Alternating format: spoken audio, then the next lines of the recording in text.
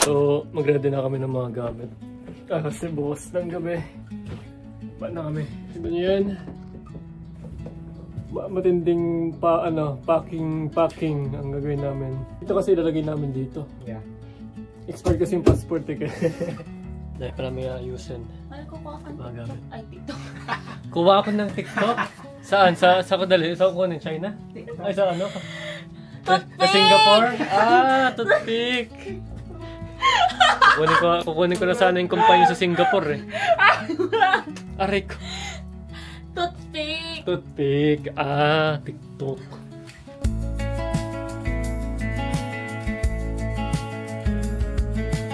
Ano mukha kang ano? Ako, tita na! OFW. Ano, OFW, nakakarating lang ng hope ko. Sige, pani-posing. Sandal ka lang sa gilid. Nagagalit yung box ko. Paano yung posing ng OFW na tita natin? Paano sila mag-post?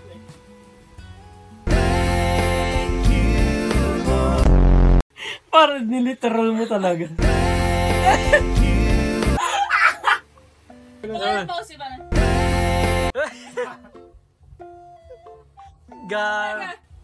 Ayan. Yeah. Kasi stolen pa. Tangina. Ang gago.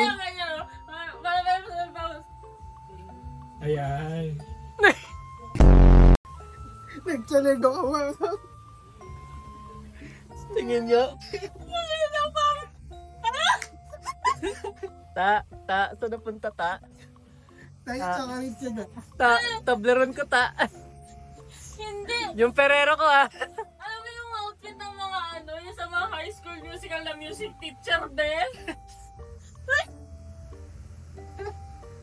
Takina mo talaga tawag. Yan. Lala. Ang sabi natin, yung maayong aesthetic, puta tita vibe pala. Alam mo yung mga, ako yung kakampi ng katulang ng bida dito. Hindi, kukomport kita, be. Ang ila, pakitanggal yung bangs naman, no? Sabi natin, Crazy Rich Asian, ha? Di ba nagbago bigla?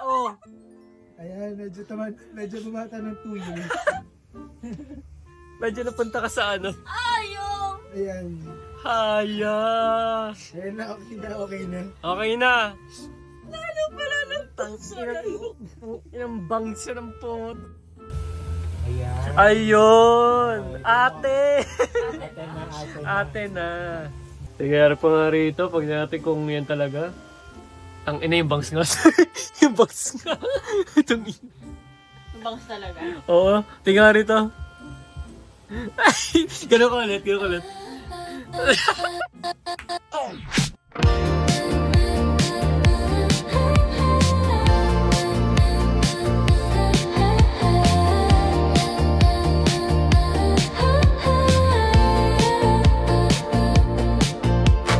Time slows down in the neon haze. Heartbeats echo in the empty space. Dreams of future days collide with stars, lost in the glow of distant bars. Hoverboards and satellite streams floating in the sea. So nakapasok na kami, goods na. Ngayon, punta na kami sa gate namin dahil mga 6:30 is na kami mag-boarding. And ano oras na rin. So, yeah.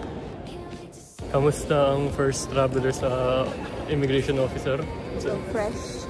Nakaka-blooming pala pag nakapasok. First time traveler kasi niya, medyo nagigit sa kanya. Ayan, nakita siyang government employee na goods na rin. Screens flicker, whispering your name. Virtual touch ignites the flame. Silent words scribbled in binary code. We'll meet in the place where data explodes.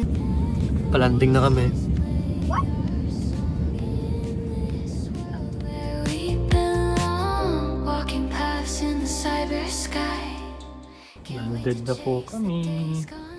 Paano na namin yung baggage, tapos set up lang namin yung mga kailangan set up, like yung eSIM, yung octopus card namin, and marami pa. This night, neon fades, but love remains glowing bright in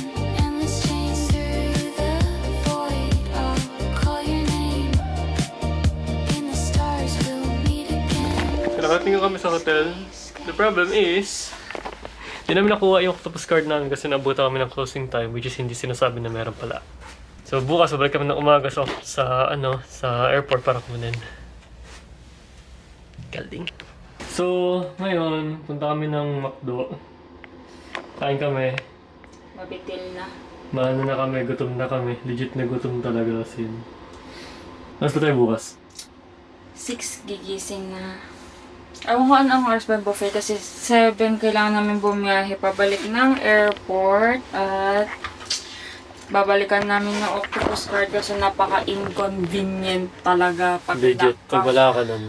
Octopus card kasi lahat, kahit saan ka gumalaw, kailangan mo nun. So, parang sa kanila inconvenient time may pera. Though may pera naman kami dito, pero basta nakakatanga lang nang wala kang pera dito, wala kang card dito. Parang may napag-iwanan kapag may pera ka dito na ako.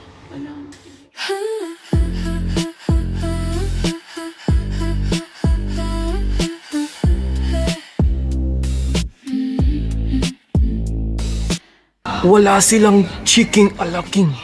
Naganap ng chicken alaking sa ibang bansa. Tapos kung dami mo hahanapin yun sa Pilipinas, bakit pumunta ka pa ng ano-ano? Ano yung hinahanap mo? McFloat. McFloat? May nakikita ka ba? Bakit ka naghahanap lang sa Pilipinas din, ha? Ay. Sorry na. Sinabihan ako naghahanap sa Pilipinas. Naghahanap ba naman ng McFloat dito?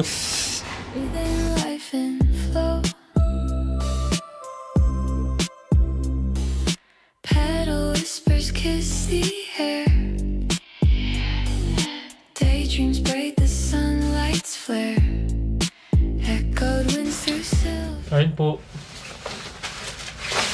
Subukan natin tikman yung ang kanilang McDo. Wow, tumapon na. Galing. At tumapon yung fries. Tarapon na siya.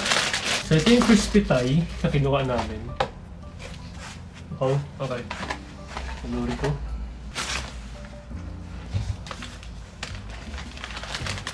Yung fries.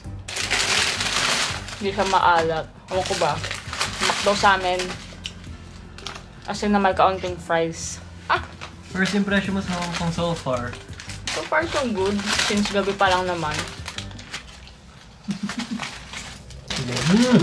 So baka isipin ninyo, bakit kami nag-McDo na kung tutusin maraming McDo naman sa Pinas. Nagkakaiba kasi talaga yung McDo all over the world. So why not i-try natin yung mga version ng mga McDo nila kung Sprite. Check mo. better. Baka sabi ko mga gusto mo yung Sprite.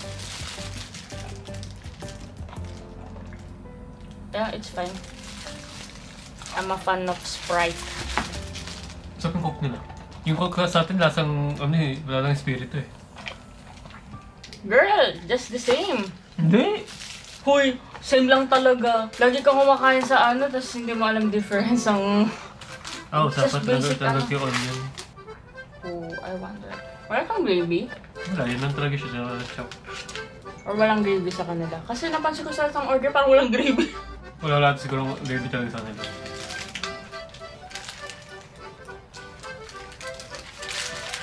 Okay.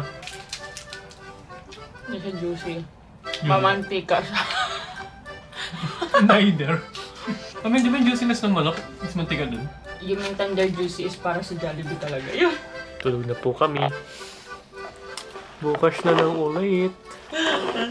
Magpa may airport bukas eh. Diyos me. Lala.